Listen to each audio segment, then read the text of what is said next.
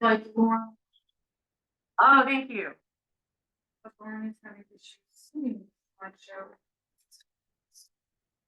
Okay.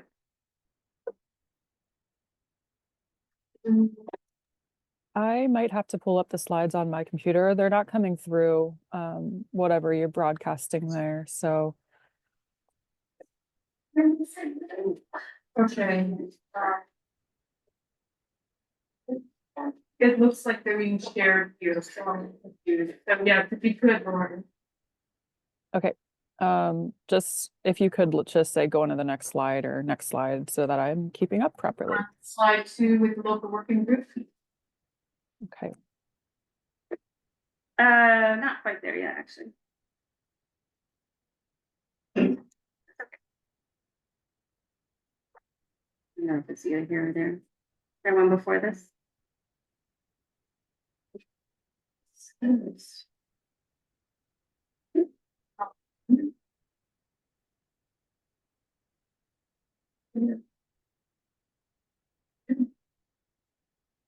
lot of foreshadowing here. Yeah. Sorry. No, you're fine. I don't think you're gonna read anything. Spoiler. Yeah, spoiler alert. Okay, I think we're good. Folks on Zoom, can someone give me a heads up if you can see the slides? Yes, can see them. Thanks, Ryan. Okay. Thank you all for your patience. Okay. So the USDA Urban Service Center over here in Portland, we're one of 27 USDA urban service centers in the country. We're a little unique in that typically a service center covers just a county or maybe a couple counties. We use the urban growth boundary here to delineate kind of the territory that NRCS covers.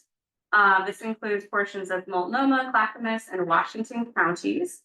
Fun fact, NRCS has a different boundary than FSA, a Farm Services Agency, who we share the Urban Service Center with. They use the city boundary for their territory. So it doesn't go into Washington County. So there's a little discrepancy there, but we have counterparts in Washington County that help us out on the FSA side. That's where we are geographically. And the next slide. Oh, and sorry, Amanda Welker is the County Executive Director for FSA. And then John Wagner is the Program Assistant. And you're gonna be hearing from Amanda in a little bit here. So what are we all doing here today? The local working group process is something that we do annually as an agency. Every service center does this. It's an opportunity to share what NRCS has been doing in conservation in the counties or the areas that we work. It's an opportunity to highlight financial and technical assistance opportunities through both us and our partners. But mostly, the main goal today is to listen. It's to hear feedback from producers, from our partners on, how can NRCS better serve the community, address natural resource concerns, where we can address future funding.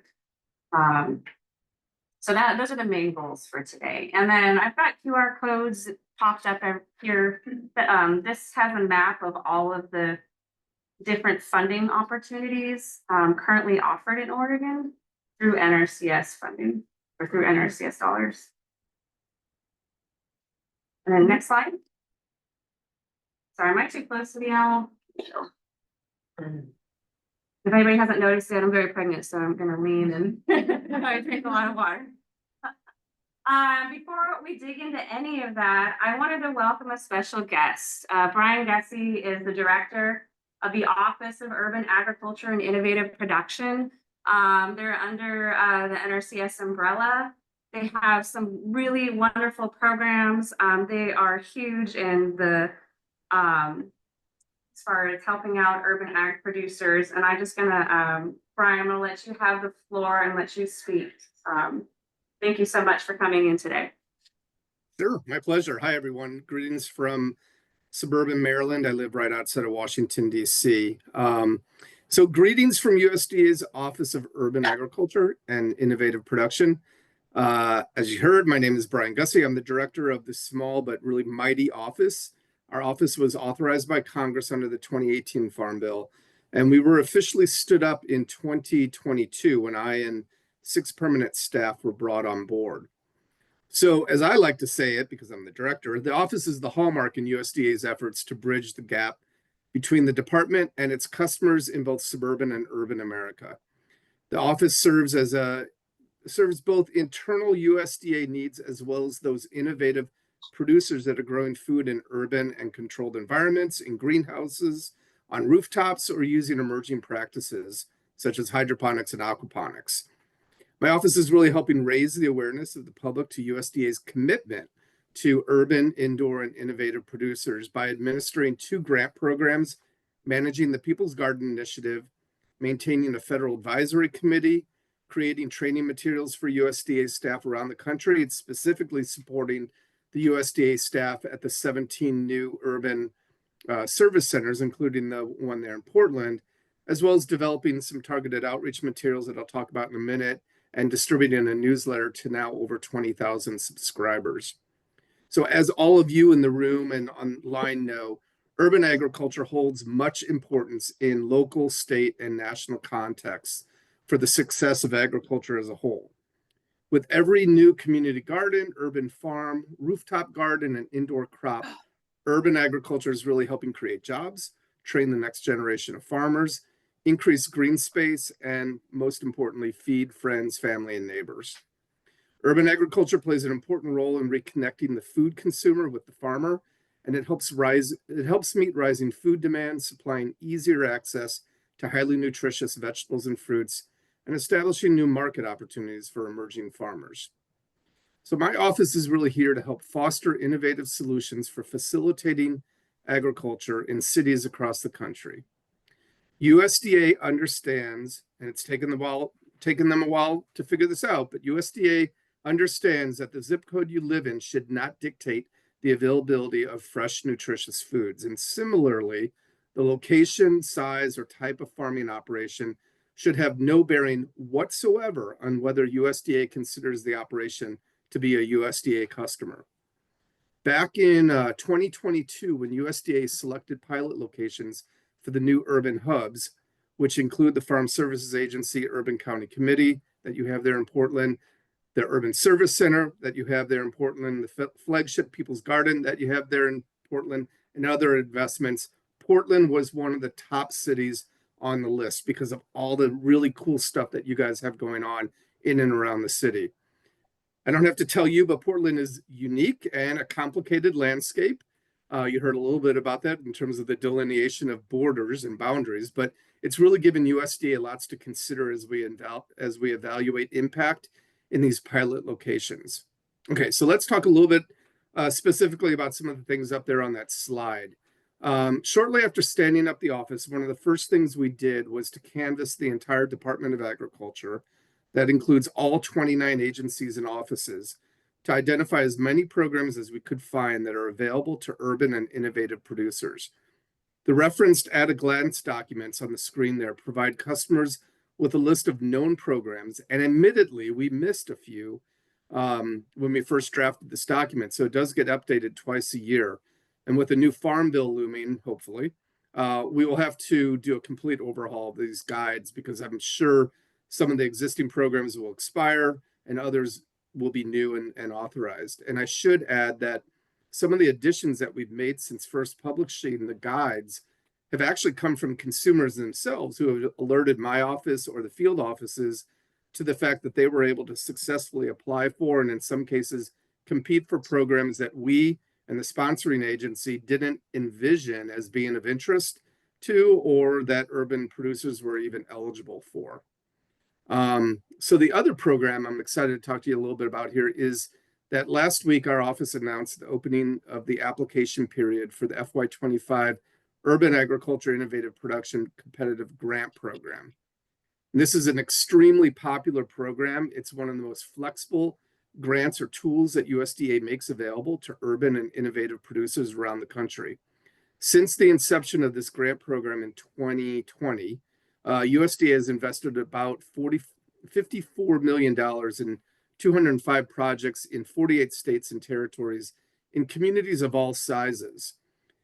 Congressional statute sets the eligibility requirements for this program, meaning that nonprofits, units of local government, schools and school districts, tribal governments and organizations, they're all eligible to compete for this. Unfortunately, right now, as statute's written, for-profit and private farms are not eligible for this particular grant. The range of funding under this grant this year with the NOFO that we just announced is between 100,000 and 250,000. We had to lower our threshold because our funding's been cut significantly. So we're not able to often offer as many or as robust of grants as we have in the past. I think one of the really cool features about this grant program is that there's no matching fund requirement. Although we have a couple of active projects in and around Greater Portland, and I hope a couple of our recipients are in the room, we'd sure like to see more. So please, if you're eligible, consider applying. And if you're not eligible, consider partnering with an eligible entity. Strong partnerships are key to a successful application and to a successful project. So note that the closing date is listed on the screen there, and please do not wait until the last day to submit your application. You don't want to run into that trap of the system going down and you're not able to get it in at the last minute. And finally, I want to put a plug in for the People's Garden Initiative. How many of you in the room are familiar with this program? And I'm not going to be able to see your hands, so I'm just going to assume some of you are raising your hands. Yes. Okay, good. Awesome. Well, there's about 8 registered People's Gardens in Greater Portland right now, as well as the Portland flagship garden of Our Village Garden. The People's Garden Initiative is a network of community gardens across the country that produce local food, practice sustainability, and bring people together. People's Gardens can take many different forms, including food-producing gardens, wildlife habitat, conservation and beautification projects, education and training spaces, or flower gardens. Another exciting thing here is that working through our partner, the National Fish and Wildlife Foundation, we recently announced a funding opportunity to support more gardens around the country. So funds are available to support community-based gardens that promote sustainable agriculture practices and that benefit people and wildlife. Gardens of different sizes and types, including school gardens, community gardens, prison gardens, urban gardens, small-scale agriculture projects in both rural and urban areas can be recognized as a People's Garden. We even have some People's Gardens on U.S. military bases overseas. So the applications are due on January 30th for that solicitation. And I think, Lauren, maybe somebody could put the link that I sent in the chat. If not, I'll post it in just a minute. Anyway, that's all for me. I just wanted to say that urban agriculture is something that's near and dear to my heart, not just because of this job, but I come from a family of urban farmers. I grew up in St. Louis, and I have to say, I grew up in a household of USDA skeptics who thought that USDA had nothing to offer them because they were farming in urban areas. I grew up knowing only one type of agriculture, and that was small-scale horticulture production. We sold commercially at the historic Soulard Market in downtown St. Louis, and I can't think of a single time that my family, my extended family, ever worked with USDA because I didn't know that USDA was interested in supporting them. And quite frankly, I'm old enough to say that when I was a kid, USDA wasn't really interested in supporting urban farmers. That's changed. My office is helping make that change. We're going to push and push and push the department to ensure that programs are available to all producers, no matter where you are, no matter the size of your operation. So anyway, I appreciate all that you're doing, provide food, fiber, and flowers to the people of Portland. That's it. Thank you so much, Brian. Really appreciate you speaking with us today. Next on the docket here is Amanda Welker of the Farm Services Agency. So Amanda, I'll let you come up and introduce yourself and let you have the floor. Yes, I'll stand in. Is that, yeah. Yeah, right. Hi, everybody. I think you've seen this slide maybe 5 times. Expectation. And welcome.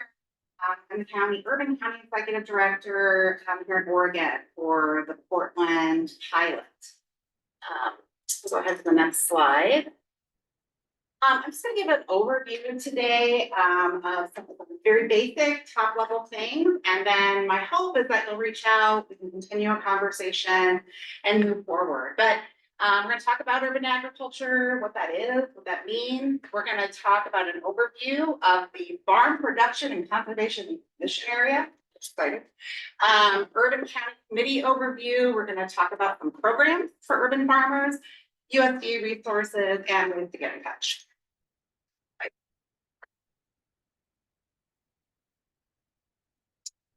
So this is a question I get all the time. Well, what is urban agriculture? Am I counted in urban agriculture? Well, I'm outside the board. Well, urban agriculture has a lot of different definitions. These are definitions I found from EPA, USDA, in the Farm Bill itself. USDA has been very intentional to not define urban agriculture. And so urban agriculture looks different from city to city. I have inquiries coming from Salem, from Eugene, from Medford. So I just want to be all encompassing. Like, if you don't think you fit the mold, still come talk to me, come talk to Stephanie and I, we can make it work for you. Next slide. So I want to talk a little bit about USDA. I think it's a good analogy, but people kind of, think of USDA, they know it's big. I used to work for the state. I worked for the state for almost 20 years. Economic development, legislature, and Oregon Department of Agriculture. And the state of Oregon has 42,000 employees. USDA has over 100,000 employees, not even counting the contractors. So think about that as far as like size and scope. What we are is we're the mission area. We focus on farm production and conservation. So we are a sister agency to NRCS. And there's also another agency in there, the risk management agency. They do crop insurance. There's one called a micro farm insurance that's really good for urban agricultural. Point of this slide is that there's no wrong door. Like, wherever you come in to the service to USDA, will help you, will get you to the right person. I don't want that to be like a barrier for people. Brian mentioned that I think Stephanie said 27 and Brian said 17. Oh, yeah. And so now there are going to be 27 urban service centers. Portland was one of the first 5, so no G in this. So Portland, Oakland, Los Angeles, Vegas, there's kind of your West Coast, and then most of the groups that you can see are on the East Coast. So much different landscape out here than we have on the East Coast and in the Midwest. Each office has a nonprofit partner that they're working with. They have a cooperative agreement where we're working to develop some grant opportunities, some additional outreach, helping us to engage with urban agriculture, because these organizations have those connections and can really help us get into the community. Next slide. We talk about the Urban County Committee. So if you're in rural America, every county has a service center. And if you were farming in rural America, you probably know where this is in your community. It's an annual thing. You go in, you certify, you register, you update your acreage. Because there's a chance you might get a payment depending on where prices are, depending on what programs, depending on what weather. So the Urban County Committee are really the folks in charge. They're elected by their peers of producers. And so we have an Urban County Committee, 3 representatives. They're urban producers here in Oregon. They represent ranchers, farmers, and producers. They administer and advocate for recommendations and changes to programs. They provide public information and outreach, equal opportunity, and then they perform administrative duties. So they review applications, they're really helping and trying to make us think a little bit differently from the producer's perspective. So it's not just a top-down bureaucracy. So Farm Service Agency has several programs for urban producers. This is a work in progress. We're going to continue to work on them, continue to identify opportunities, continue to grow opportunities, make recommendations. First step is registration and certification. I can't say it, this is key.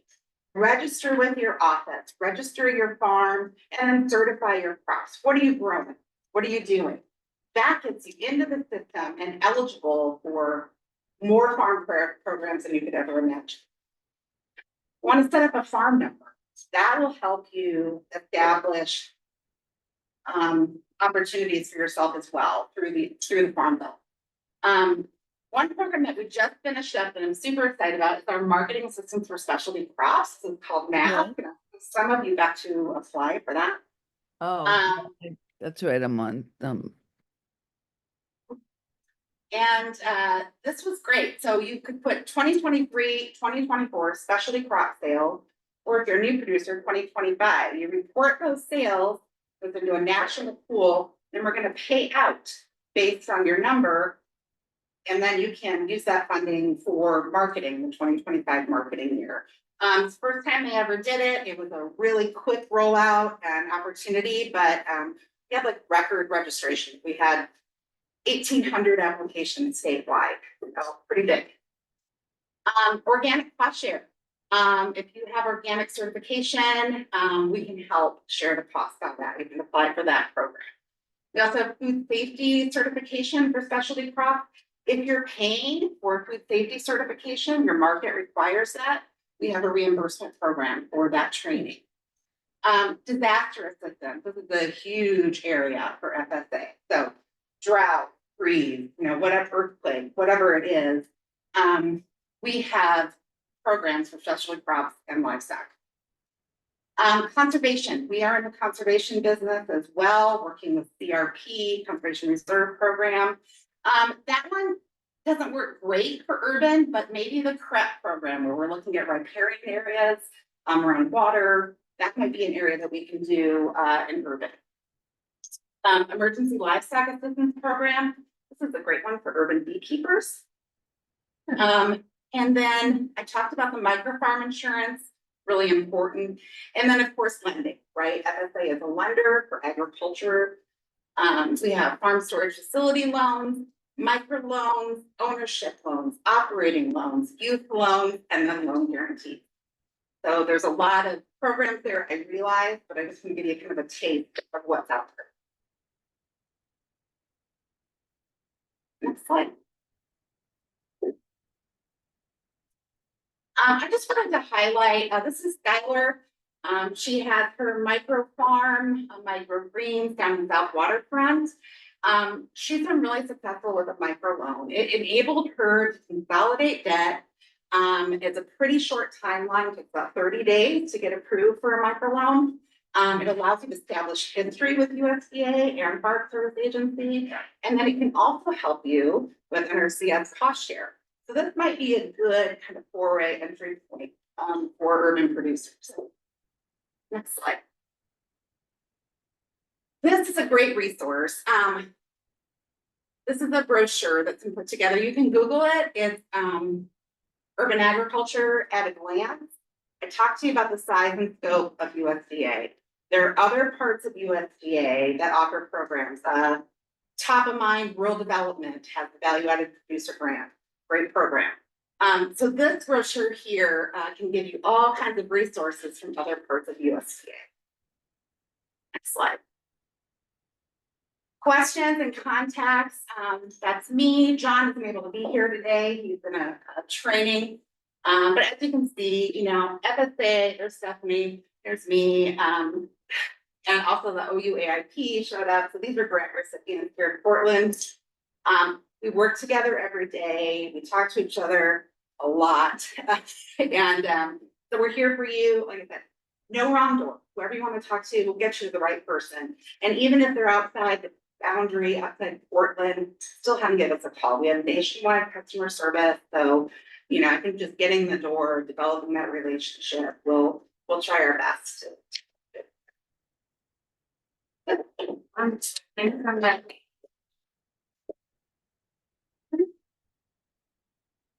Right. Yes. So next up is Eric from EcoTrust. Eric, I'll let you introduce yourself and. Hello, Yeah. everyone in person and virtual. Yeah, and actually, just real quick, I just wanted to check in real quick with the Zoom team. Are we still good I or? think we're good. I just pulled up Eric's slides. We can't, I don't know that people can see y'all when you're talking, but we can hear you, or at least I can. If anyone else on Zoom cannot, let me know. But I think Okay, we're and I good. just, okay, great, thanks, Lauren. And I just wanted to make mention too, I forgot to say this at the beginning, but we'll make the PowerPoints available, and all the materials afterwards for all the participants, so you can get all those links. Everyone, I am Eric Rodriguez. I am the Director of Food Systems Equity at EcoTrust. EcoTrust is the partnering nonprofit organization with Farm Service Agency to administer the local Portland Cooperative Agreement for Urban Agriculture. I work with a team of dedicated professionals who work across food systems equity, both in Oregon, Portland, and Oregon statewide. And a lot of our work is based in fostering relationships and partnerships, and bringing different folks to the table to leverage different resources for farmers, producers, food systems leaders. I'm going to speak very top level about our cooperative agreement, since Amanda provided so much of the, I think, drive for the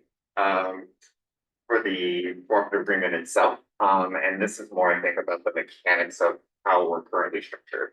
We're currently in year 2 of a 3-year cooperative agreement. We have a wide range of partners on this agreement, including our co-partner, co-facilitator, the Black Food Sovereignty Coalition, Amanda's Office of Oregon Farm Service Agency, the Office of Urban Service Center, Oregon State University Center for Small Farms and Community Food Systems, the Oregon Department of Agriculture, Metro, and the Multnomah County Health Department, REACH. Next slide, please. We have 2 broad objectives for what centers our work in the cooperative agreement. Objective 1, which is to increase knowledge, awareness, and participation in FSA and other USDA programs, including NRCS outreach and programming, particularly for BIPOC identifying and other underserved producers. Part of that work is to identify and clarify and characterize what some of these structural barriers are in utilizing USDA programs. And we have a couple of mechanisms for doing that. This year, we are focusing a lot of time on conducting farmer listening sessions to get feedback about a wide range of topics, but again, primarily focused on what some of the barriers and challenges are, be it inability to connect with someone, lack of familiarity or awareness, or the fact that, urban producers have historically had some greater challenges in accessing programs. And for our purposes as well, as Amanda said, we take a very broad definition of what urban means. In part because that is the reality of farming in the Portland metro region. I come from an urban agriculture background in New York City, where it was very, very concrete, literally and figuratively. And so I think that what we're learning in this process is that there are so many different producers in the Portland metro area who are really have a lot of gumption in how they're making their businesses work. And interestingly enough, the work that overlaps between folks who are interested in like more mutual aid, nonprofit sector work, but who are also deriving portions of their income from farming. So again, focusing on listening sessions, from that conducting a needs assessment, and then from there, developing gaps and opportunities analysis to present to FSA about where we think could be some new areas to focus on or ways to expand programming or to specifically cater in more hyper localized ways. Let me go back one more slide. Yes, and then as also as a part of this, we are contracting with a workshop facilitator to hold culturally specific technical assistance workshops, particularly around traditional indigenous ecological knowledge systems. We use the term climate smart to describe them. But there will be a workshop series that kick off this year. And as well, we are working with FSA staffers to conduct equity trainings for staff and best practices and providing technical assistance for their staff and implementing some approaches for greater inclusion and accessibility. Next slide, please. Part of this work as well is providing some greater resources, particularly financial resources for small scale farmers. And in particular, focusing again on adapting more climate resilient practices and climate friendly practices. So as a part of that, we are administering a microgrants program. We are currently wrapping up the first round of applications and about to issue payments to 15 producers. For our first round is $75,000. We have $150,000 of total funding with this cooperative agreement. And it is a very wide eligibility for payment. We had learned, for some of the things that we have seen, is that a lot of farmers are looking for basic infrastructure. And particularly, we have seen a lot of requests for irrigation supplies, things like cover cropping, adapting to no tillage systems, and preparation for things like fire season as well. So we are in the cusp, or on the cusp of assessing what we've learned from the first round of microgrant applications. It was a new process for us, and we've received a lot of feedback on that. So we are focusing now, some of the thoughts that we have about it now are expanding the geographical reach. We had focused particularly on what we had identified were like more urban centers, and we are expanding that to be a bit more flexible, and also considering other areas of outreach and engagement where we may not have reached as many folks as we would have liked, or now that we've talked to more people on the ground, we have more leads about where we can focus some of that effort. And part of this is also through technical assistance. So one of the ways in reach FSA and NRCS is through us. And so we have been working pretty parallel with each other to identify new farmers, new needs, and to conduct a lot of community engagement and outreach around specific USDA programs and ways to access them. Next slide, please.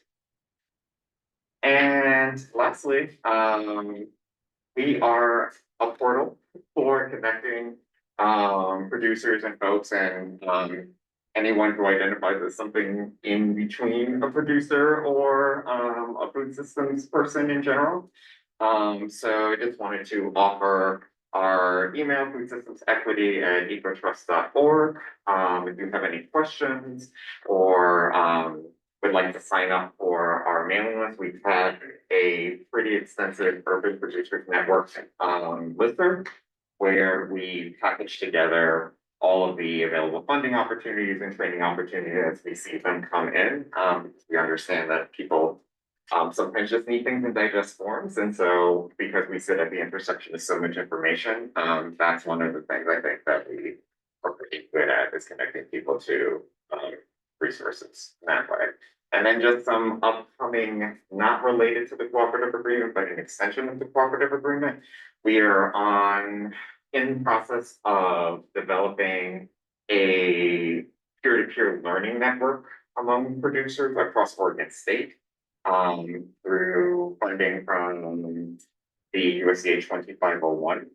program, which will also provide more technical assistance workshops that are focused on business development, farm resiliency, and again, centering peer-to-peer learning, because we have also learned that farmers learn a lot from conversations with each other, and we wanted to strengthen the support networks that already exist. And also part of that will be, I think, producers to new markets, particularly exploring opportunities for institutional purchasing. So, yeah, thank you all. Hey, thank you.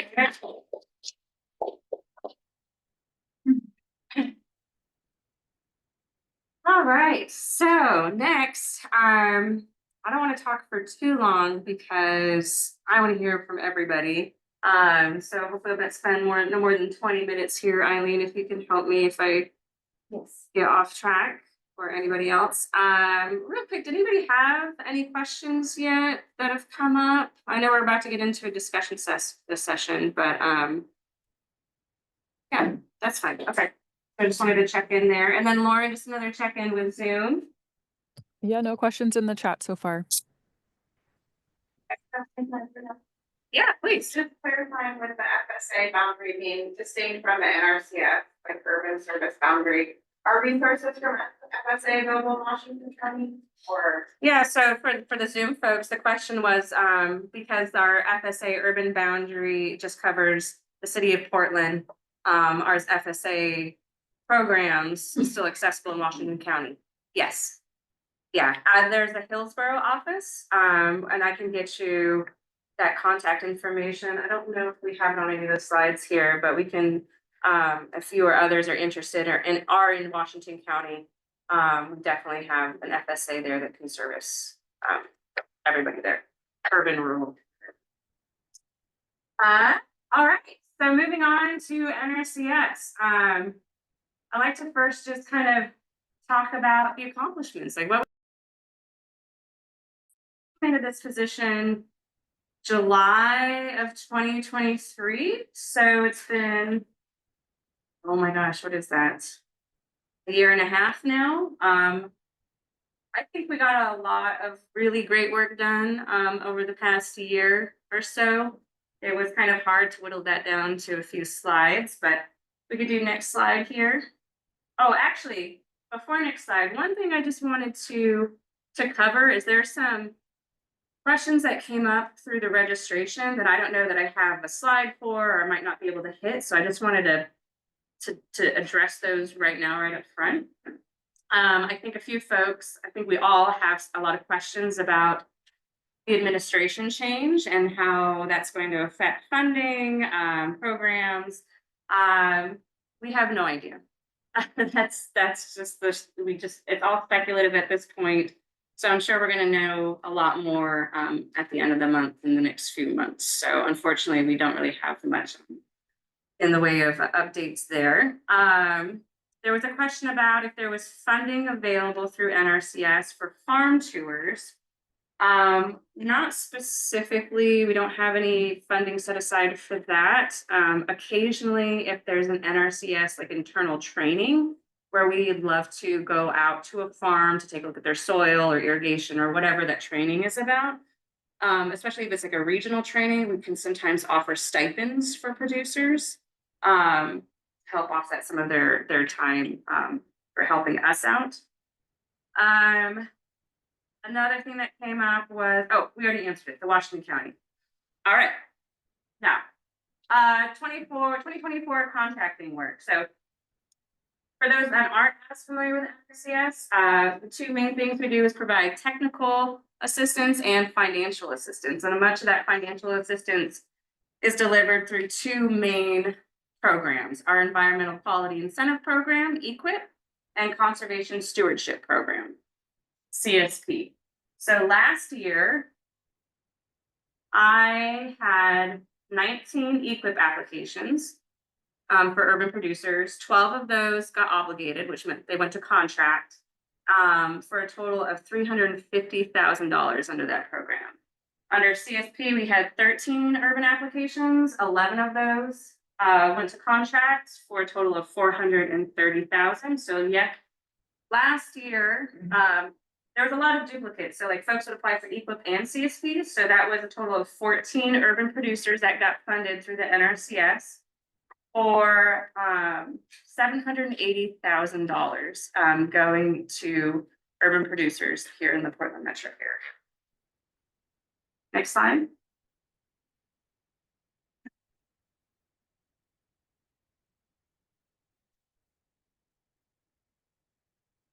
One thing that, so we did this meeting last year. Got input from producers, partners, and, you know, not only just hearing from you all during that meeting, but doing a lot of one-on-one on-site visits, talking with other partners. We were able to develop a long-range plan, an NRCS long-range plan specifically for the Portland metro area. It's a very tiny document at the moment. It's a living document, but it is providing a sort of framework moving forward. The urban service center is a totally new thing. We want to make sure that, you know, regardless of who's in the service center, that there's some sort of guiding plan for the next 5-10 years to bring some focus, some energy. And that's what we're doing here today is this, you know, feedback from today is going to be used to build on this long range plan. So working with a consultant, we started this, and I think it's going to be a great template for other. I don't know that other of USDA service centers are doing this. So all the other counties in Oregon have one, and now we have one. Next, and you can find it there. Next slide.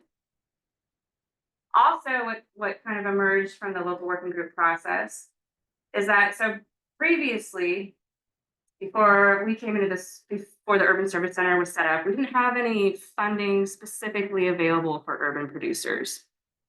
So after hearing from everyone, there were kind of like two concerns that we thought we could address.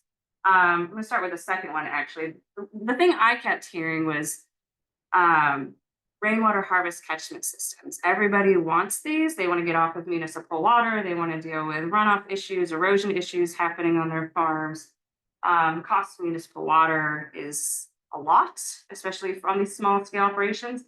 Honestly, rainwater harvest catchment systems, they make a lot more sense on the small scale side of things. When you start getting into talking about acreage instead of square feet, it doesn't quite pencil out because you need hundreds of thousands of gallons of water to irrigate your crops over the growing season, and that just takes up, a lot of space. So we developed a fund pool specifically for that.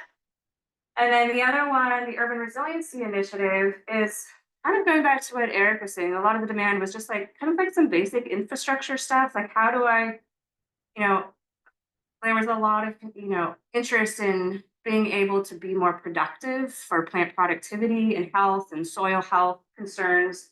So with this Urban Resiliency Initiative, it provides things like high tunnels, low tunnels, compost, mulching, kind of like this, almost like an urban starter pack for folks.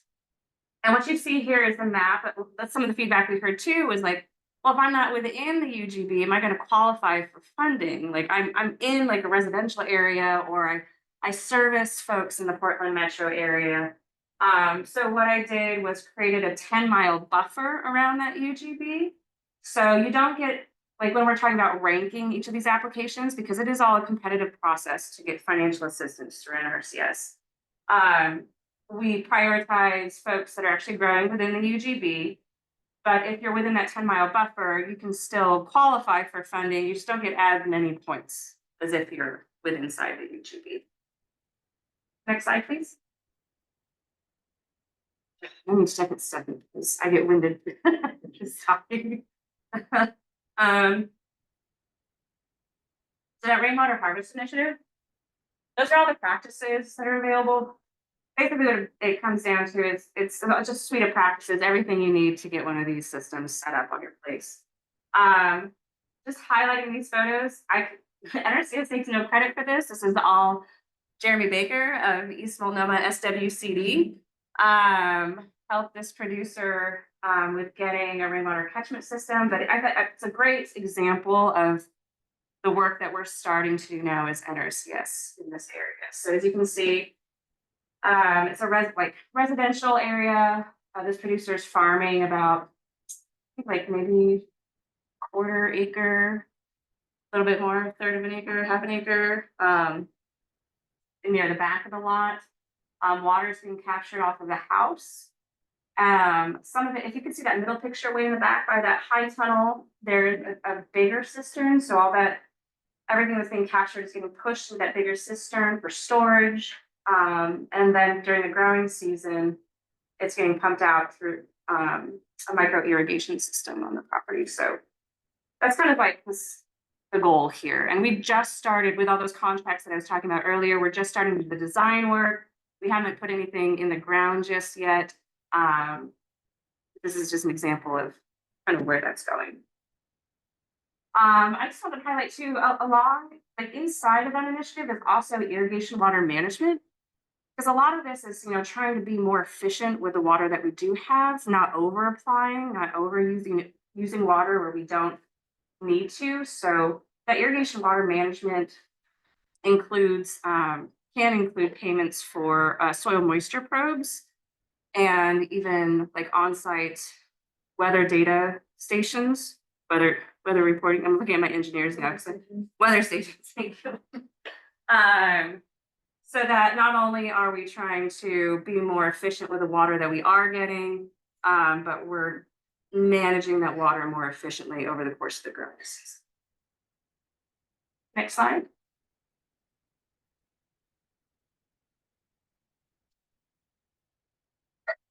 The Urban Resiliency Initiative.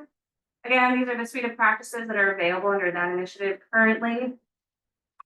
This last contracting season, what stood out as like as what folks are most interested in were low tunnel systems and soil and source testing for nutrient management. So doing soil testing for nutrients. People were very interested in soil health in general, and then contamination has come up quite a bit when I'm talking with producers. Kind of unknown territory. We do have a scenario specifically for testing for contaminants. I'll probably have more updates on that next year because we haven't actually implemented that. I have some materials out there about heavy metal soil contamination or just soil contamination in general. What I'm looking for is if anybody has any resources or knows of companies or entities that do site assessments for soil contamination. So we can get that into the discussion, but I just kind of wanted to put that out there as trying to figure that out, because currently I can do like low risk sites as a producer or as a qualified individual, but anything requiring a complete site assessment is beyond my scope. Next slide.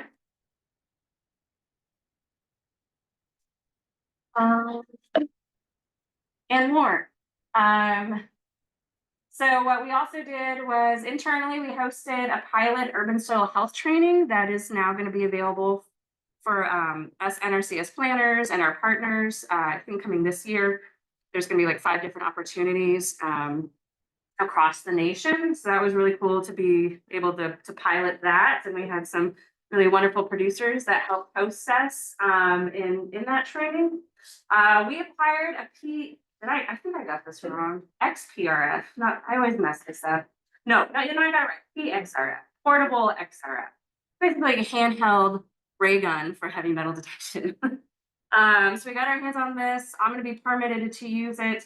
I can't use it right now, but come summertime, we've already started scheduling some site visits to do some, dig a hole and start exploring what that soil profile has in it, if there's any heavy metals, especially where there's sites where there's older housing, where lead might be a concern, or all just, yeah, anywhere where heavy metal issues might be a concern. So we can start bringing that out sometime this summer.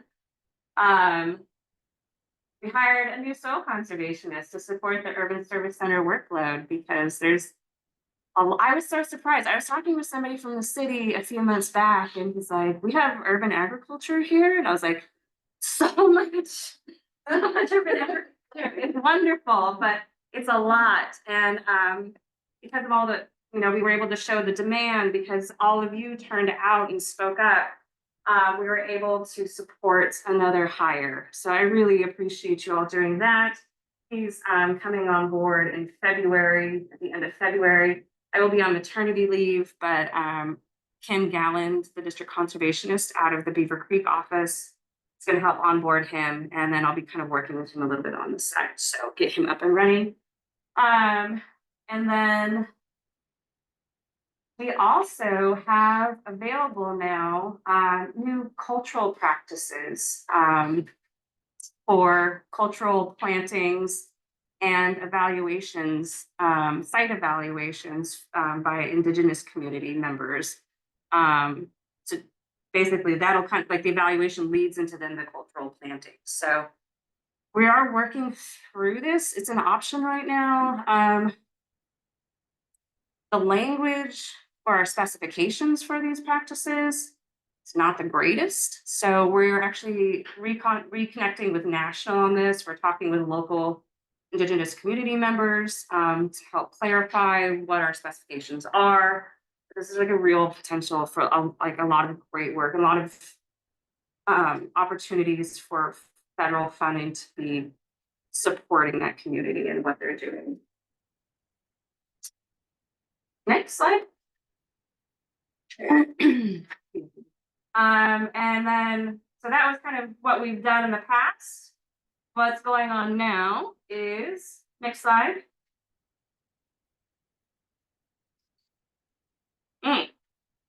So this year's workload, it's just focused on EQIP.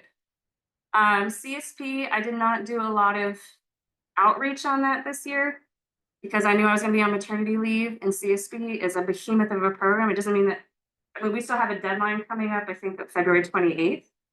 But anybody who is interested, I can direct you to another point of contact for that. I just am not able to kind of take up that workload. So I focused more on EQIP because it had a deadline that I could make for the most part.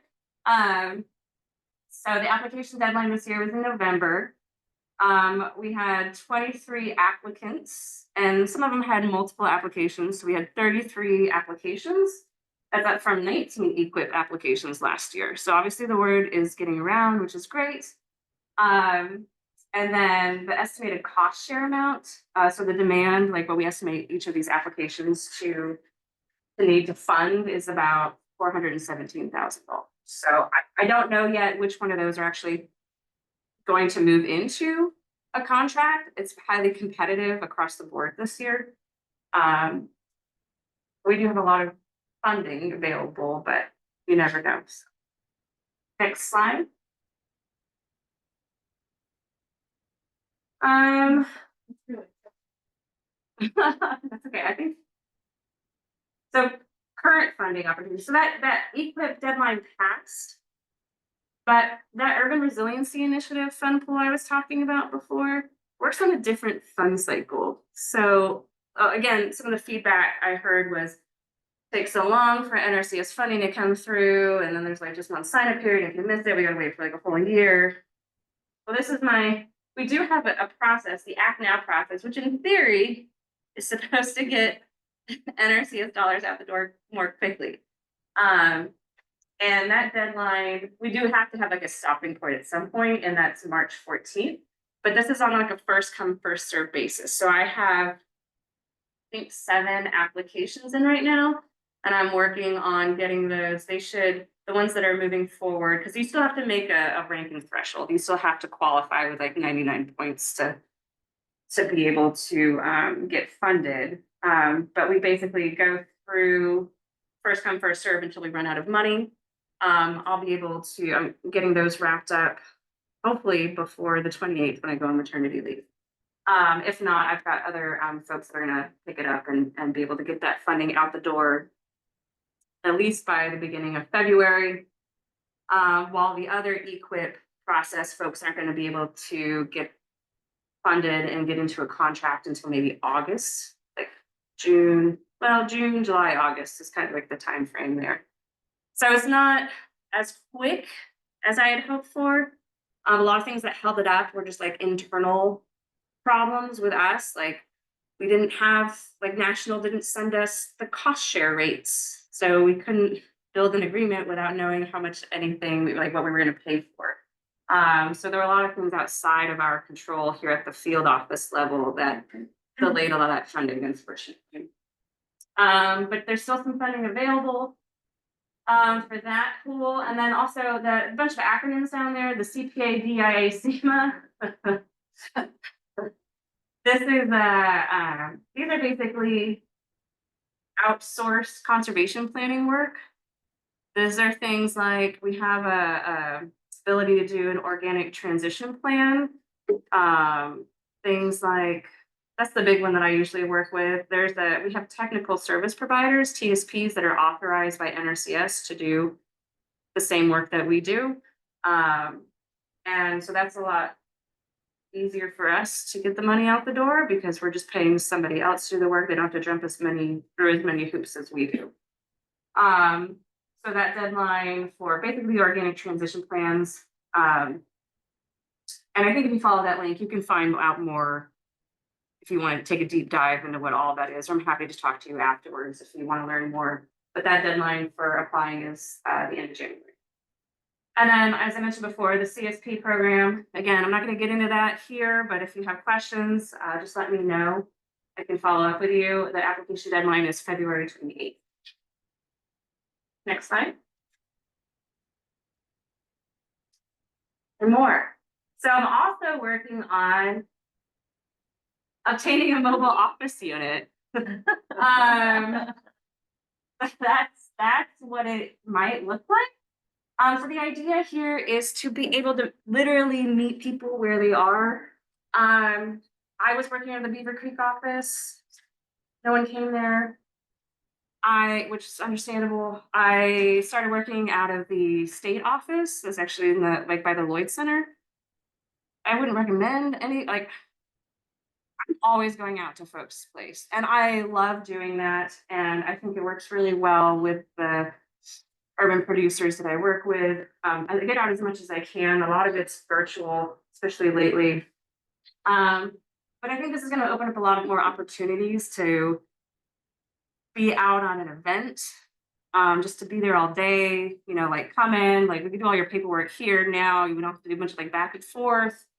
So that's gone up to the state for approval. Don't have any updates yet, but hopefully that's in the works now. Again, with the new administration, I think they're trying to like push this in before that happened. So we'll see. Also currently working with OSU on supporting an urban extension position, which would be awesome. Heidi, I'm looking at you. You're OSU rep here. Yeah, amazing. Because there is such a demand, and OSU, you all knock it out of the park when it comes to like technical resources. And I know not just myself, but all of NRCS leans really heavy on our land grant universities for a lot of that. So we've actually, as an agency, acquired, I think there's like a $12 million agreement through NIFA to support urban ag extension positions across the 17 pilot urban service centers. So we're in talks now, and that's on a little higher level than I am right now, but it's happening. So hopefully we'll have some good news soon on that front. And then also exploring, we have another program, the Regional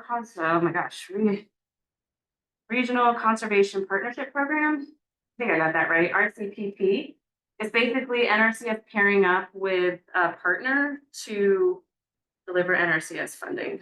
These are typically bigger projects.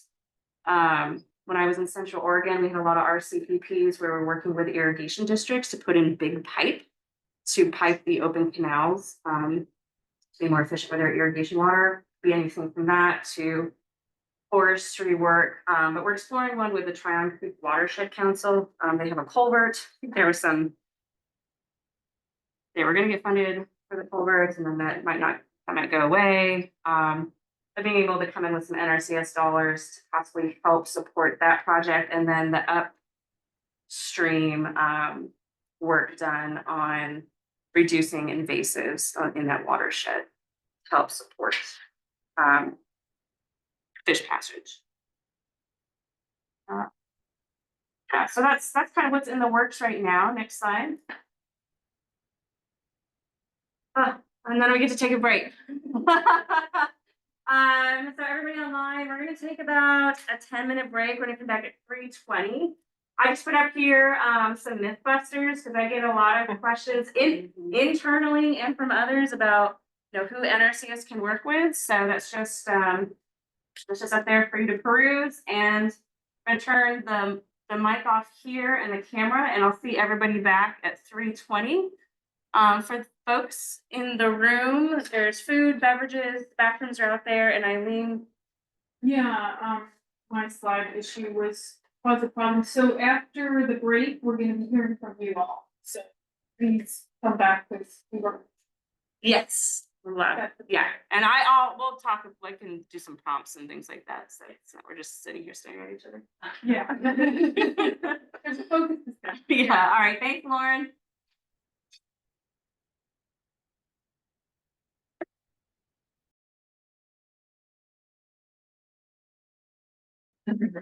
What's that? Lauren is in the slide, so you can be sure you say that slide. Okay. All right, welcome back, everyone. And Lauren, are we good to go on your side? All good on my side. Awesome. Am I like yell? I feel I'm definitely yelling some in the room, so I hope it's not too loud on the owl. I'm sorry if I'm busting anyone's eardrums. So yeah, so this is, I think, the fun part is getting to hear it from all of you, and I should stop talking. If you go to the next slide. Oh, maybe I'm too close. So this next part is to get feedback about, the natural resource concerns that everyone is seeing in their area. Any comments or feedback about how NRCS is currently delivering funding, how we can improve upon it, and then identifying any possibilities of like future funding opportunities, working with partners, things that we're not addressing that we could address. Before we get into it, these are the sad things. So NRCS cannot support currently. Now, some might change with the new farm bill, so just take it all with a grain of salt. As it stands now, we don't offer any support for perimeter fencing on cropland. There's no support for security systems, for equipment purchases or leases for equipment. Unless you're going electric, we do have a new practice that if you want to convert, Adriana, don't kill me. If we're gonna converting from like a diesel engine to an electric, for any farm equipment that includes farm trucks or tractors. Our engineering timelines are long because our wonderful engineering staff are few and mighty, and there's a lot of demand on them. Especially when someone creates a rainwater harvest initiative that requires a lot of engineering. There's also water right verification. So water rights are becoming a bigger and bigger deal all over the West, especially here, and NRCS is taking a harder stance on being able to show proof. So with our high tunnels now, we have to verify that you have a legal use of that water to irrigate your crops. Heads up there. Okay, next slide.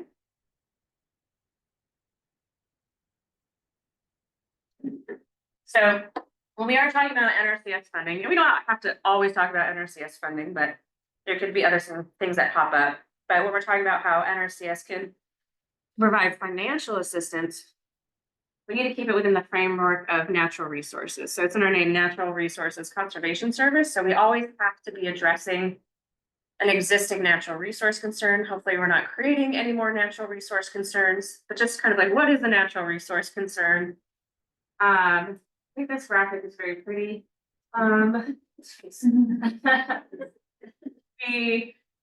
We can do things that help with improve air quality, plant condition, so pest pressure, production, structure and compositions, animals and wildlife, animals when it comes to livestock, water quality and water quantity issues, issues around soil erosion or soil quality and energy, kind of like what we were talking about, those upgrades. So those are just some examples, just to kind of set the framework for the discussion. Next slide. And just to kind of get things these are kind of things that are kind of been rolling around in my head. I'd love to get feedback from if everybody has it. If no one has any feedback, that's fine too. I'm thinking about finding partners that are willing and able to conduct, like we were talking about that soil sampling for contaminants. I think I already mentioned it. But also for nutrients and soil health.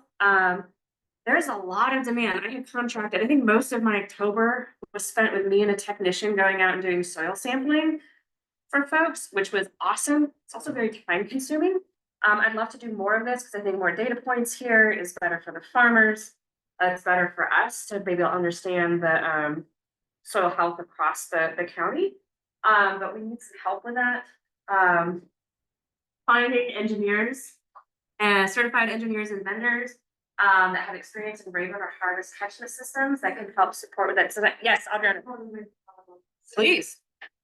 But I want to make it clear. Yes. That in order for it to really helpful, yes, that vendor must have a key on staff who can state. Because NRCS, in order to be a TSP, that's a service provider, for an engineering practice, they have to be professional certified. And for those folks on Zoom that maybe, I don't know if they picked that up, but Adriana, for everybody, Adriana is our basin engineer. She's covering this area.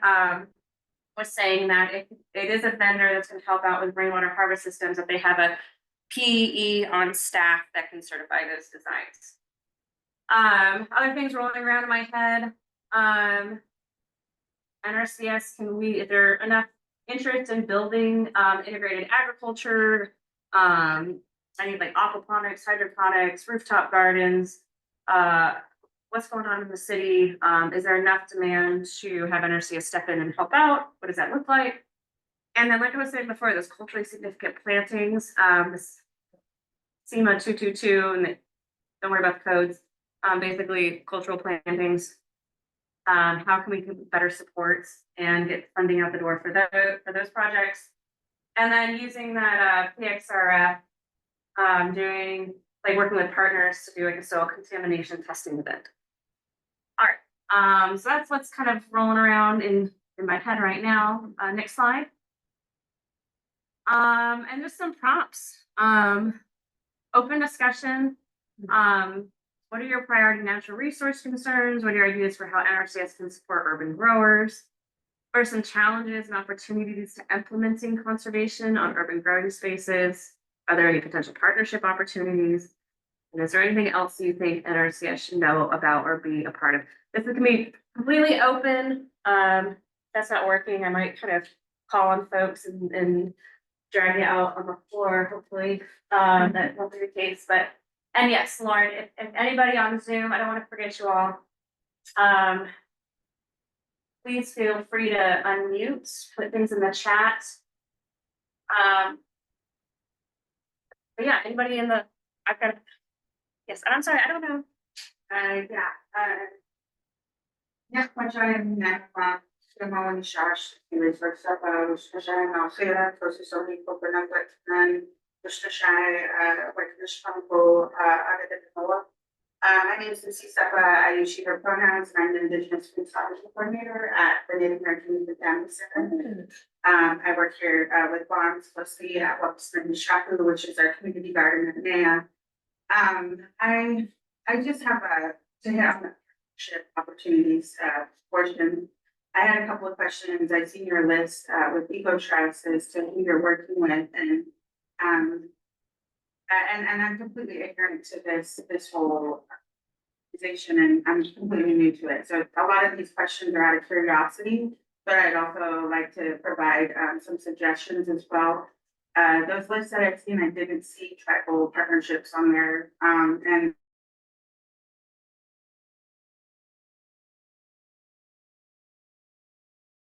interested, I'd love to start with all this.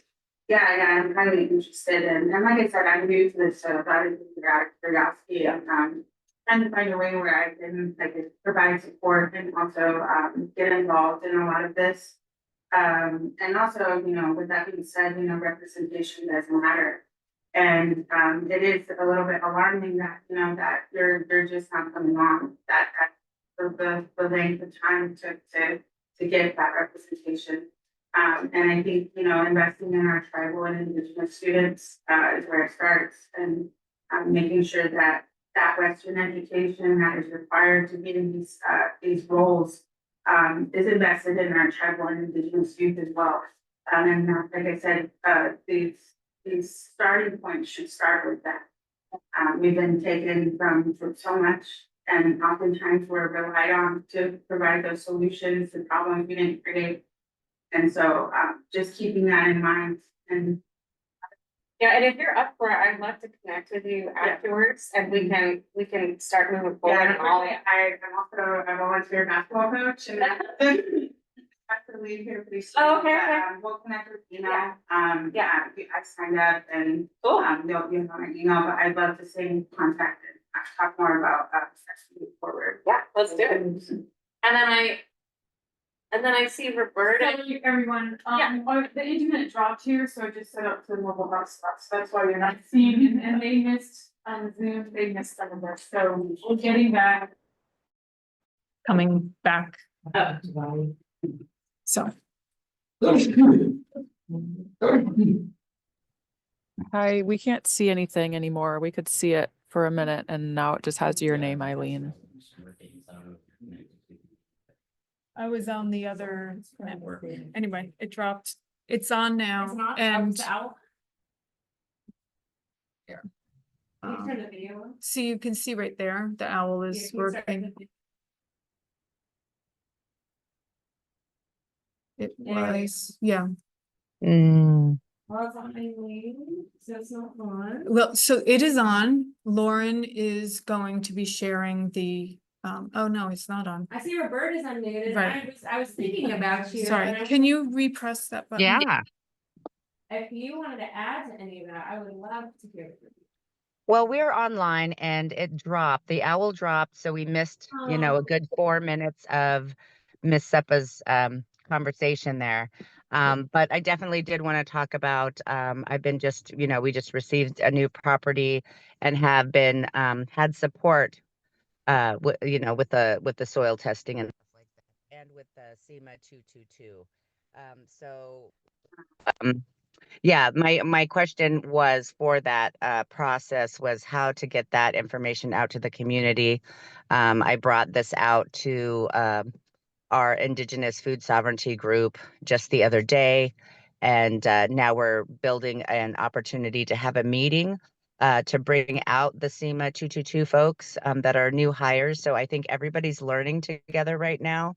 It's a great opportunity, but the language is really not very, trauma informed, or, many people don't even understand it that are, involved in higher levels of, land stewardship and food sovereignty. So that was a concern for us. And so now we're just trying to move forward and saying, hey, I think this is the best opportunity is to break bread together and to have them come to our meeting, to our group, talk about it, get feedback about it. But again, that labor, that we tend to have to do is really hard. And so if there was a compensation or something for that, like there's a greater conversation about that. But really, I think the idea behind it is like, how do we get our folks signed up to be qualified individuals in that? It's a lot easier than what it states. So if you all read that, or whoever's interested in reading that document, and then speaking with folks and saying what it really means. It's two completely separate things. And so I think that's what we're really talking about, is just the transparency and being able to participate in those things in good faith, that, you know, it's being done in a, so that's just my feedback. We're going to move forward and have a meeting about it, community meeting, and very excited and really appreciate those funds that are coming. But there's always work to be done. But this is a beginning. So that's all I have to say. Thanks. Thank you so much, Roberta. I really appreciate it. Yeah, of course. Yeah, any more thoughts on that front? Yeah. Yeah.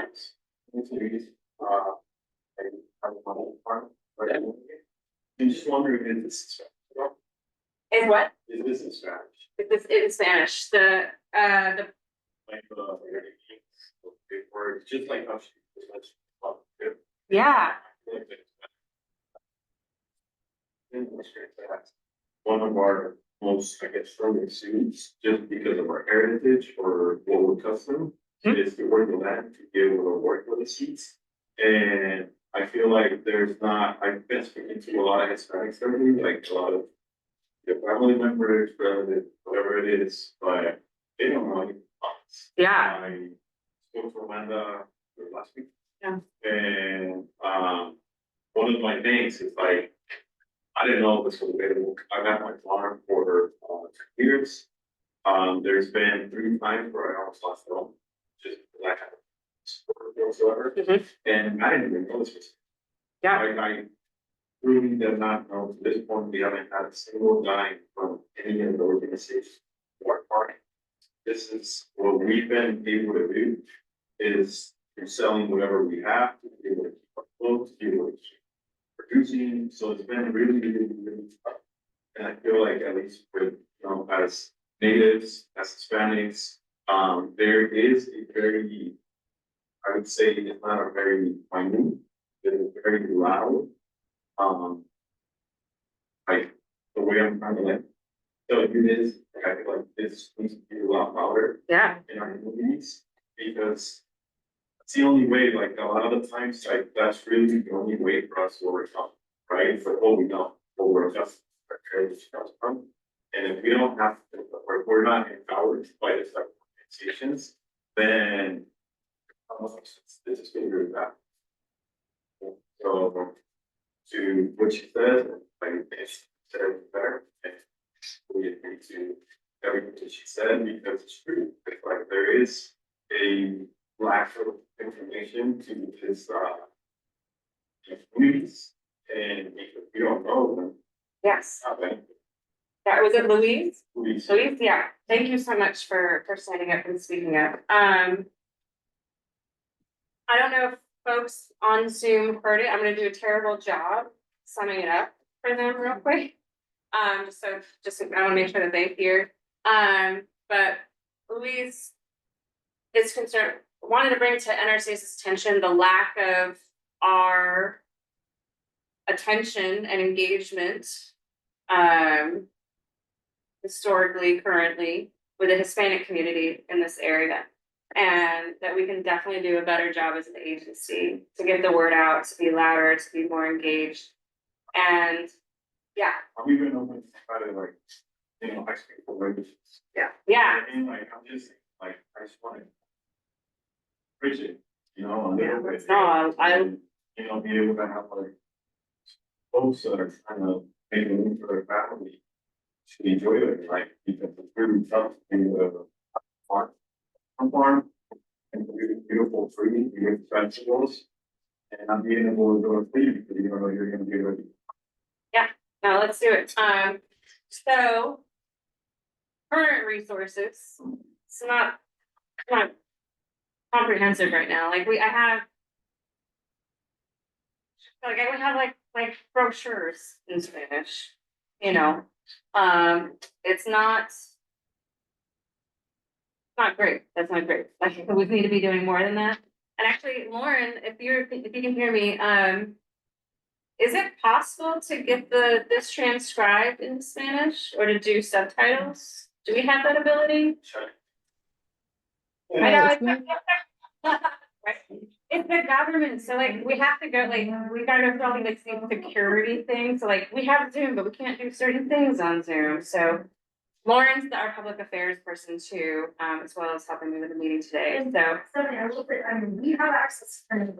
We just have to, I wanted to, we have to know ahead of time and plan it, but we have access.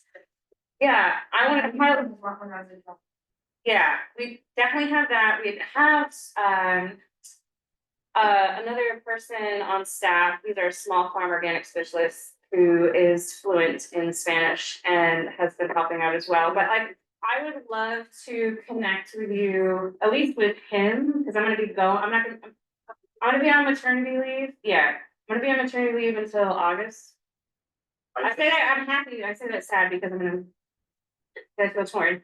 But I will definitely connect you and then hopefully get the ball rolling on that. And then like in my head, I'm thinking, okay, yeah, let's do that. Let's have more engagement. Let's get Sergio or like translators. Tell me what you need and let's I get. feel like it needs to be cultural because. Yeah. If you were to present to me. Yeah. Like this opportunity is like $250, it's like $100, whatever, free. Typically. It feels like. When I think if somebody could explain it cultural properly, Yeah. then it's like, oh.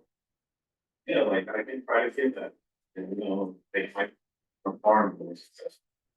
So if there's anybody besides translating documents or materials, actually being able to have some type of cultural background. The person that we're talking about is also.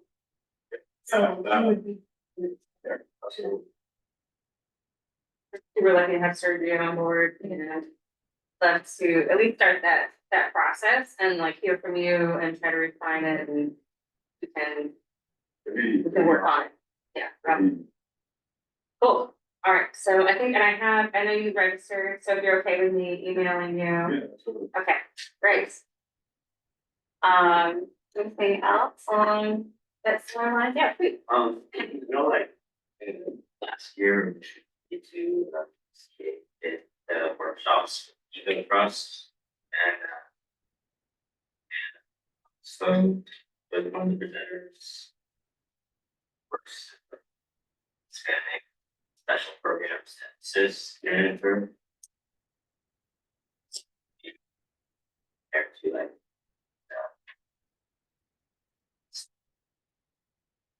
Yeah, who was that again? Diana spoke OROCO. Oh, I'm so sorry. OR. OROCO. Diana. Maybe y'all or people across might have that word. I think they did this session.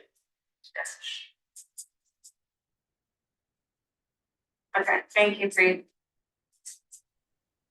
Hey, Steph, can you repeat what was a summary of what was just said? And then when you're ready, we have a hand raised online. Yeah. So Preet from Metro was talking about how in 2022 there was a series of workshops done by both EcoTrust and then where did Diana hail from? Was that us? Yeah, that's you know. Yeah, from us, probably at the regional level. It didn't help. Thing that you had first speaker. Okay, yeah. So from California that did some workshops that were like specifically in Spanish, I believe. Yeah, that I think are recorded that people can still access. So I'm gonna do some digging. Or do. Okay, yeah, I'll look into that. Yeah, so we're gonna do some follow-up on that as well. And then the hand up, Laura? Yeah, Mara, do you want to unmute or drop a question in the chat? Yeah, sure. And I can actually turn on my video. Yeah, I just thank you, Luis and everyone for running the as is Gcana, but I do not do, necessarily urban ag myself. We do need more support and direct proactive engagement with this community, with our community. And I don't think it's just on NRCS. I also will say working for an SWCD, we could do a better job too. All the SWCDs are extensions of NRCS. So it's on everyone. And I think there are specifically in Washington County, we've got a couple of really fantastic groups that, if I may throw a thought or a suggestion, is to have an introductory meeting very similar to what you shared today, but all in Spanish, at like Centro Cultural or Adelante with Adelante Mujeres, inviting locals, Latin, Hispanic, Chicano, uh, producers in the area to come and hear and listen, and invite them to and sign up for a farm number and hear of all of these opportunities. I think just that welcoming and meeting people at their place and space is a really important move.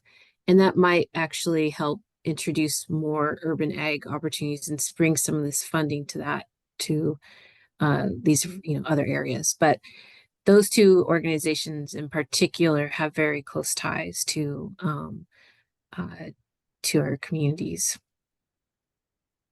And I love the workshops too in Spanish. I think that would be a great place to also provide. Thank you so much. It's good to see you again. And if you're okay with it, so I'd love to see this get moved forward, but I can send just like an email out connecting the dots, and then talk with Sergio and kind of being the lead NRCS person on that. I don't want to volunteer him right now, but I'll talk to him first. But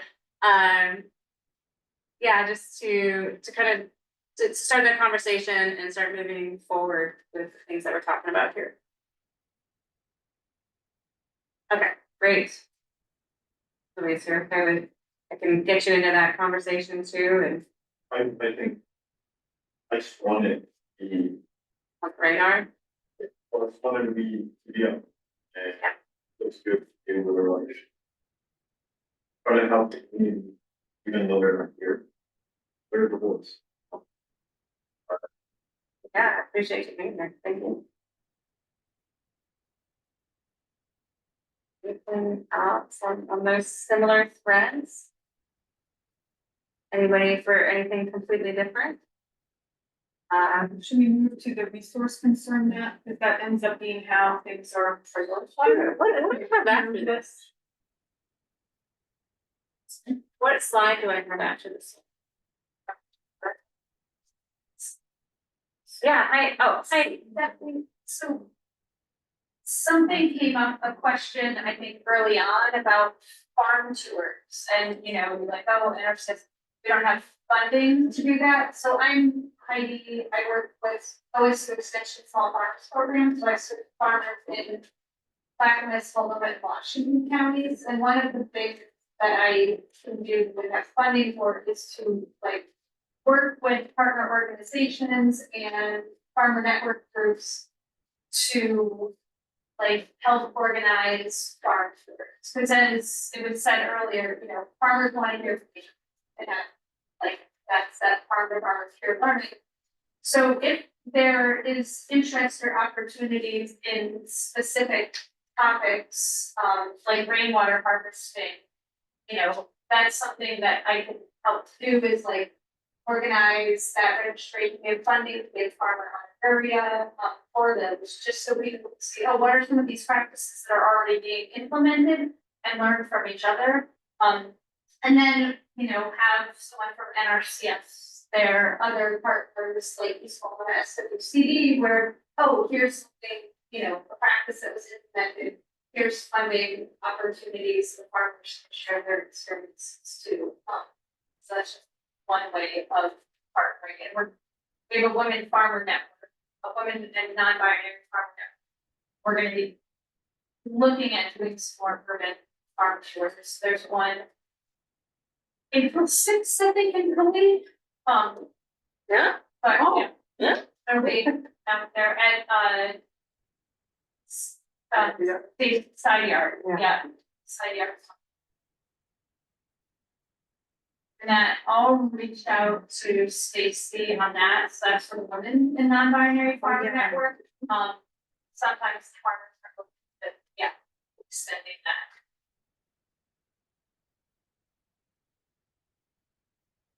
It's like a tour? Yeah, it's a farm tour and discussion, just bringing people together. There's no, the purpose of it is just, yeah, bringing farmers together to share, to look at a farm. So there's like no specific educational topic that's going to be focused. Nice, so there's capacity to do this in other areas for. Yes. Great. And I know there's a farmer that I've been talking to and working with that has rainwater harvesting, and they were open to, hosting. Mind you mentioning that when I start connecting these dots here?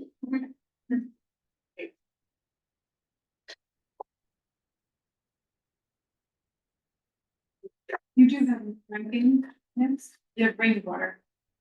Oh, were those just my slides in case anything came up? Oh.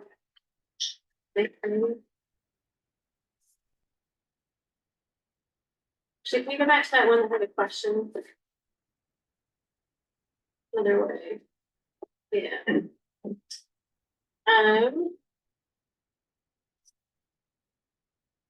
I ask another question. So what are some of the challenges and opportunities for implementing conservation on urban growing spaces? I'm just wondering from producers' points, are there within the city of Portland or Gresham or other cities permitting? Has that been a barrier or any factors that anyone's come across? I haven't yet. I know that because we work a lot with high tunnels, in the high tunnel initiative to put those up. And there are some permitting things that come up when you're in the the scenic area along the gorge. I'm still navigating all the different parks, like the UGB covers so there's Milwaukee and all these other places. I think some cities have different permitting requirements. They kind of see the structures differently. Anybody else has any more to add on this? Please let me know. Adriana might know a little bit more. I've tried.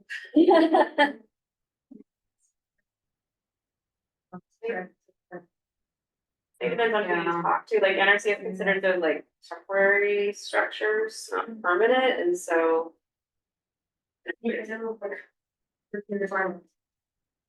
Yeah, I mean, I know what it is.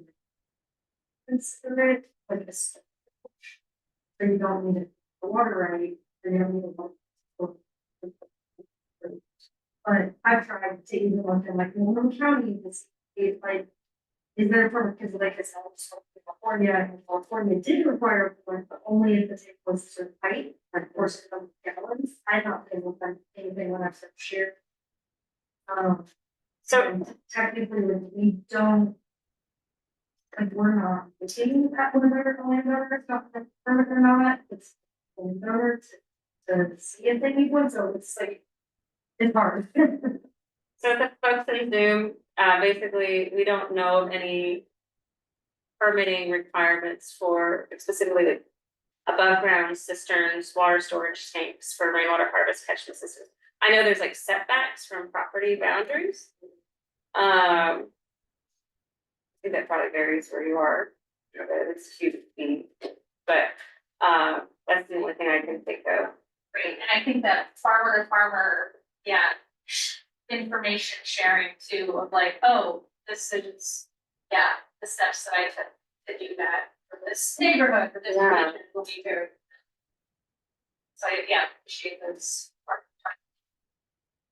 Oh, I guess for I'm in the city of Milwaukee with a small farm, and we have a small roadside stand. And we had to put in a temporary use permit application for the roadside stand and give them the specifications of what it looked like, the hours it would be out. And we said we would take it in every day, but we didn't, and it was fine, but they approved it also, so, but I don't know.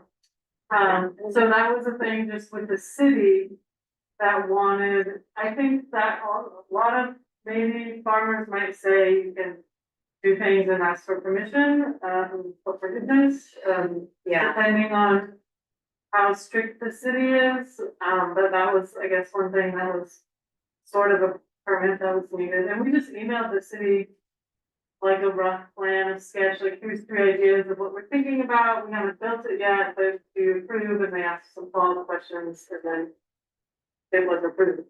And there was a cost for the permit? No, No. Okay, I'll stick there too.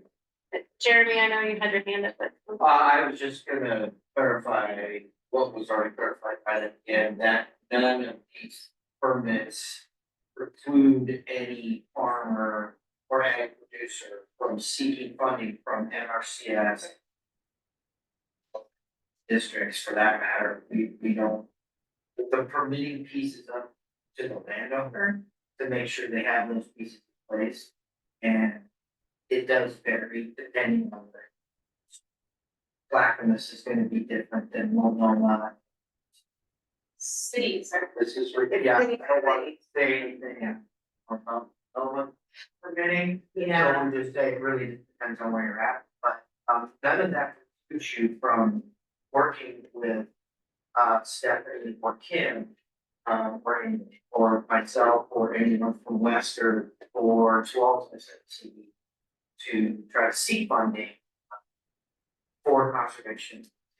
Yeah, so for folks on Zoom, just to summarize the last couple of things is that we have a local urban farmer here who had to do some permitting for a farm stand. But they had to go through a little bit of a process there to get it, but it didn't cost any money. If anybody is, permitting is dependent upon where you live, what city you're in. If you did run up into any permitting costs, it doesn't preclude you from getting any funding from like the soil and water conservation districts or NRCS. But at least for NRCS, I don't know about the SWCs, there's no cost share rates to help offset their permitting, if there is a cost involved there.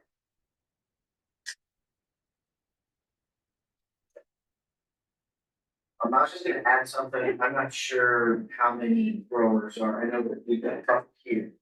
But I don't know how many are involved, but what I was gonna say is, I'm curious in, how do I put this? I think sometimes people wait until they're eating something to try to get funding, and what I was gonna suggest is, even if you think this might potentially be in your wheelhouse at some point in time, once you're signed up and registered with Farm Services Agency, you're on forever. You are, that first piece is out of the way, and that's the first thing you gotta do, and the rest of it is getting in touch with whichever, whether it's urban ag or rural ag, whatever, whatever planner that you're gonna be working with. To start allocating those funds or address one of your problems. So I think sometimes people get frustrated because they start out with NRCS with these great program options and then realize, oh, I gotta go through FSA2, and then the paperwork treadmill, not fun, it's there, there's no way around it, it's just like financial aid, pain in the butt, but it really helps out when you need it. So if you think this is something you might even possibly be interested in, get registered and get signed up. The other end of that is if you are registered and signed up, and you are working with Stephanie and you're for some reason your project isn't funded or it runs out of money or doesn't quite qualify. We at East Oklahoma Soil and Water, not to steal any thunder here, we have a cooperative landowner incentive program where we do cost share to implement these exact same conservation practices. So if you've already got a conservation plan drafted by Stephanie or Kim, or as long as it's in Multnomah County, it's pretty much a slam dunk. I just take that conservation plan, plug it into some of our documentation, budget it, and so it's you're done. So you can really get a lot of access just by getting some paperwork done for So to summarize for Zoom folks, Jeremy Baker of the East Multnomah Soil Water Conservation District had some great suggestions in that if you want to participate in any of the programs you're hearing about today, to apply as early as possible, even if it's just a thought in your head. Applying doesn't obligate you to anything. It does get you into our system. Getting into our system and all the paperwork it entails can take some time. It's tedious. The good news is that the bulk of that paperwork is done up front, and then there's just some maintenance stuff that happens after that. It's not as bad. Also, if you can't get funded through the NRCS, or maybe it's just not a good fit, your soil water conservation district has a much more nimble ways of funding projects. It's not as tedious as an effort, and especially if you've already worked with NRCS in the past, and you have a conservation plan with us, but you haven't got funded yet, you can take that to your local soil and water conservation district. In this case specifically, East Multnomah, and it's just a much quicker path towards financial assistance, which is great. I'm so glad you guys are here and doing what you're doing. And I think I will say, as a grower,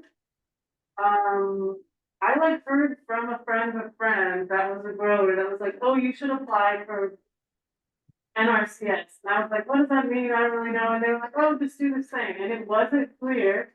And so then I like talked to a different friend and another friend, and then like found my way to Stephanie and Kim, which I think it was from another farmer who was like, who just sent an email to Kim and said, hey, you need to get connected. And that's the reason that I got connected.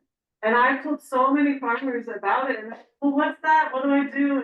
And like, I think the website is like, just email us or go into the clinic or the, whatever, the office, right? So it's not, like, which is a way, I guess, but that's not that accessible to most farmers, especially if you're in town, like going out to Beaver Creek is really far away.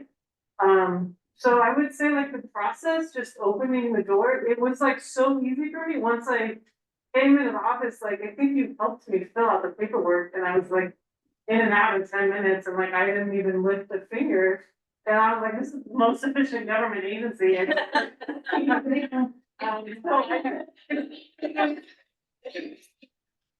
So I think just getting to the door, like, as even folks like didn't even know about this today, which I even came just because Stephanie was like, hey, you should come. I don't really know what I was coming to be honest.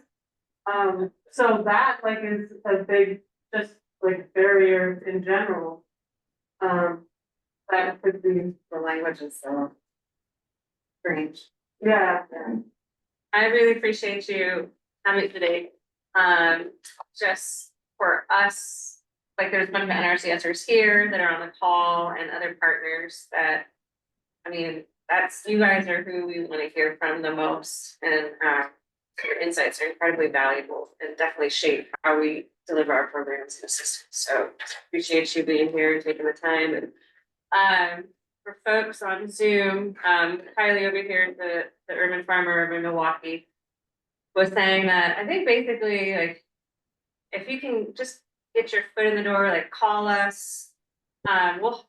We are here to help you, assist you. I sat down with Kylie and helped her out with her paperwork. That's something that you need or want. Just let us know. We are servants. We're federal, we're federal employees. Our salaries, all the work that we do comes from taxpayer dollars. So we work for you at the end of the day. And we'll definitely know the Urban Service Center and the surrounding counties, they're all on the same boat there, here to help you out. Yeah, and we'll come to you as well. So Sure, yeah. if you want us to come out to the farm, we'll do that too. We'll bring the big. I love that. Like you, there's something to say. Yeah, I want to get out of the office. We all wanna go out in the field. Yeah, I'm gonna continue it then. I saw your hand come up. Wanted to highlight the thing that side of programs, if you had intended concerned that there's like same. They were trying to figure out their like failed drainage tile. So we got recommended to reach out to NRCS to see if they had historical maps or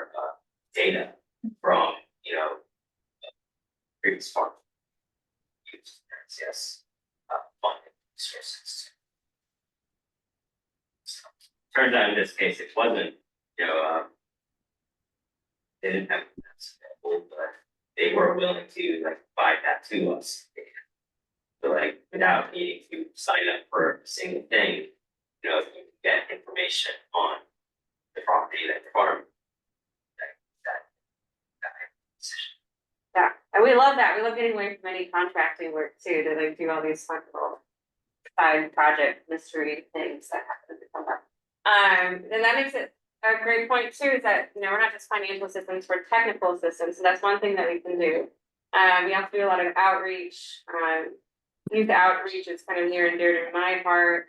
We go out to schools and we've done outdoor schools. We bring our soil health trailer and teach the kids or adults or farmers, whatever about soil health and how important it is for our agricultural systems, our food systems. So another thing that we can do. So if anybody, partners or producers are interested in that, somebody can reach out about as well. Lauren, I just wanted to check in real quick, see if there's any Zoom questions or just how everybody holding up over there. Yeah, we have a hand raised. Brad, do you want to unmute yourself or drop your question in the chat? Yeah, I'd be happy to. Thanks for calling on me. Yeah, I had hoped to be there in person, but long story short, unfortunately, I'm having to attend online here. So I would have loved to have met and connected with more of y'all in the room, the SWCD folks and NRCS people. I work with Energy Trust of Oregon on the agricultural program, and my primary job is to do outreach and project analysis for irrigation upgrades. And I wanted to just kind of let folks in the room know about the incentives that Energy Trust has to offer. We have a lot of different incentive money that's available for doing upgrades to irrigation systems. It does have to be agricultural irrigation, so there's no minimum or maximum size, but we can pay upgrades for things like putting a variable frequency drive on a pump, upgrading to drip irrigation, replacing some of your standard parts on your irrigation systems like sprinklers or gaskets. So we have a lot of different rebates available, and these are paid as cash incentives. So it's not like a tax credit or anything like that. You'll actually get a check from Energy Trust. Yeah, so I'm happy to connect with folks. I recently relocated to the Portland area, and so I'm serving the Portland metro area as well as many other parts of the state. So I travel a lot. I have a few other resources that I can connect folks with. I am able to do energy assessments and energy audits on farm, and that can be helpful to apply for other funding.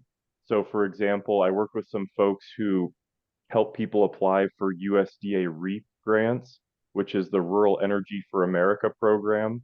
That can help pay up to 25% of project costs for either renewable energy such as solar or energy efficiency upgrades. And I wanted to also mention that Energy Trust incentives can be used with either NRCS funding or REAP grants. And so, yeah, if you're interested in learning about ways to save energy in irrigation or otherwise, feel free to reach out to me. I can put my contact info in the chat. And yeah, I was interested in connecting with Eric from EcoTrust. I liked hearing that presentation. So I'll follow up with EcoTrust to kind of see if there's some partnership opportunity there. But yeah, I'm here to be a resource and to be helpful. So just wanted to let you all know who I am and what I have to offer. Brad, thanks so much for chiming in and welcome to Portland. Funny enough, Brad and I used to work with or near each other in Central Oregon, so we both found our way over here. So it's good to see you again.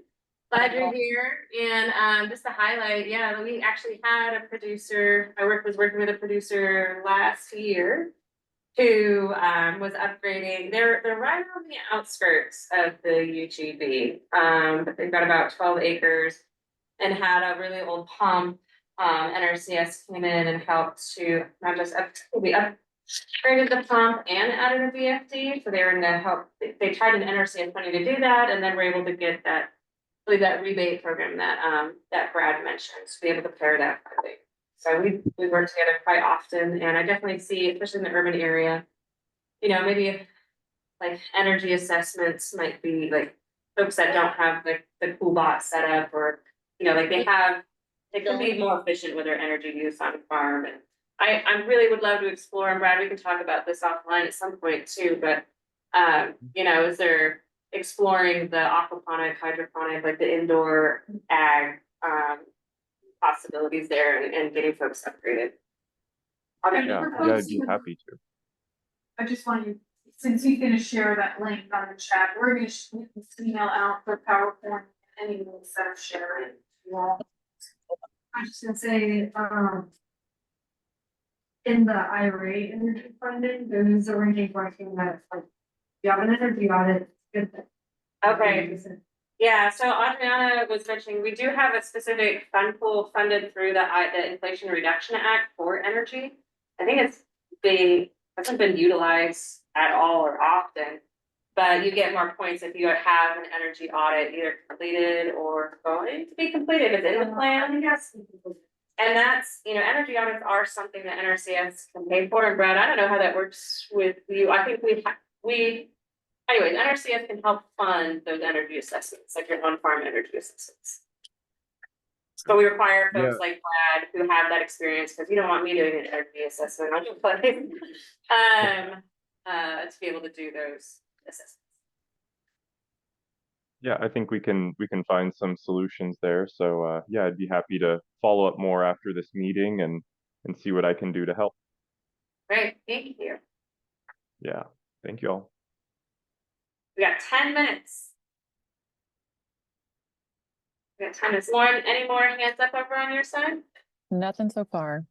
Okay, and we don't have to draw out 10 minutes if everybody wants to be here longer. But you know, happy to hear more, but just to say, you know, if anybody does just want to hang out more casually and have conversations, we're gonna clean this place up and then migrate over to Rogue. We'll be over there. So if you just wanted to, I'll have it, my soda water and lime. And unfortunately drinks are not provided over there. Understand we cannot don't have a cost here. Yeah. Maybe with the next administration, I don't know. But yeah, we'll be over there just to chat. And, you know, if there's anything that hasn't been said here that you want to just talk about, so, or just, you know. Sounds like you're like they're gonna be making and combining this with what Heidi was talking about in our conversations. First piece. This, second piece. You were talking about getting programs like yourselves together, bringing in some folks who have benefited from this, and having that interaction. Yeah. But I mean, plan it out so that, you know what I mean? Like, you know, who'll be here and how that will work. And then it becomes not only education about the local board group, but also the boards that are part of trust, the districts, energy trust, and then also the growers that utilize or are curious about. I love this and Heidi. That just gets me thinking about you whipped together your the info sessions that we have in the last couple years at the skin of our teeth. I've put together informational sessions before our equip application deadline, which is like our biggest application deadline of the year, to kind of do something similar, definitely on a smaller scale, where we invite producers out to talk about what it's like to work with the NRCS and kind of what to expect. And I'm just kind of there in the background to answer any questions, but I'd love to see that expanded if there's folks are interested, like the partners want to hear more about it, if other producers want to hear more about it. And we work with the PNW CSA Coalition also. Who was there? yeah, conversation, storytelling. And yeah, we're gonna plan ahead more, because it's like, oh, this came out, how do we get this information? Yeah. I love that idea. Yeah. Adriana? I just, I know that folks here are probably just open, but just in case, I wanted to mention the Artemis overlap or labor meeting too. So that one is on, so it's still the same counties, but it's not specifically urban, so there are other potential funding opportunities depending on where you're located. But that one's on Thursday, February 27th, and it's from 11 to 1, and that's at the Beaver so conservation district. This, Clackamas, you said? Clackamas. Yeah, and And, yeah, are they doing it drawings? Yeah. Lauren, I don't know if we still have folks hanging around, but Adriana was mentioning that, you know, for anybody who's not in the UGB or, you know, maybe they've also got some property outside of it. Whatever the case may be, that there's another local working group meeting like this, but specifically for the entirety of Clackamas and Multnomah County, happening February 27th at 11 o'clock over at the Beaver Creek location where the Clackamas Soil and Water Conservation District and technically our urban service center is located. That one, just to tag on to that. Yeah. Well, we kind of want you to register for that, because we're gonna serve lunch. So Oh, yeah. go to East Stormwater website to register, or you can go to NRCS's Oregon website to register. Yeah. It's just name and, you know, how many people show up.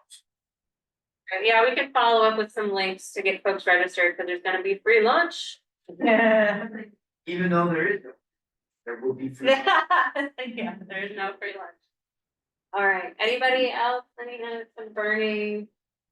Oh, I have a question. Yeah. So the act now equip that you mentioned, the deadline coming up, where do people go to sign up for that? I did the QR code. Oh, yeah, you reach out to either me or your local NRCS person, and you just fill out our application for funding. That's for like all of our programs. Okay. Just specify that, you know, you're interested in the urban resiliency initiative. It's likely not gonna be me. Right. It's gonna be doing it, but somebody else will be able to then take your application, do a site visit, rank and assess, and do all that. See that through. Yeah. Yep. Anything else?